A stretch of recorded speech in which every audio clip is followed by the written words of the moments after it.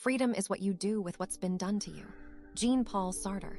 Have you ever noticed the quiet, invisible walls that seem to rise up around your life? Not built by others, but by yourself. Maybe it's the way you silently expect yourself to always have the answers, or to never falter.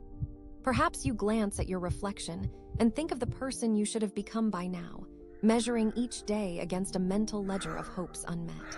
It's hard to explain, but sometimes we become our own captors. We hold ourselves to standards so high that every ordinary morning can feel like a kind of failure. You might catch yourself thinking, I should be further along, or I can't rest until I've done enough. It's subtle, but it can feel heavier than any outside pressure, a kind of private prison you never intended to build. But Jean-Paul Sartre saw this another way. To him, life was not a fixed script where meaning is dictated by expectation, whether from society, family, or ourselves.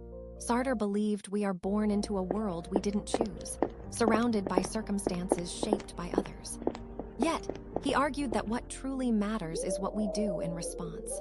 We may feel trapped by old dreams or the need to please, but Sartre insisted that we are never simply objects in the hands of fate or habit.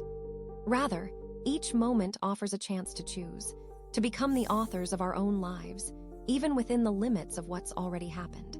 For Sartre, expectation is not a chain, but an invitation. The disappointments and pressures can be reminders that we still possess the freedom to ask, what do I want, here, now? When we notice we're trapped by our own demands, Sartre would urge us not to fight against ourselves, but to recognize that the trap itself is built of choices, and that new choices are always possible.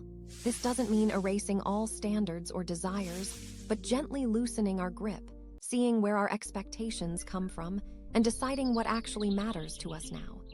When we begin to live this shift, something changes. There is space to breathe between impulse and action, between guilt and acceptance.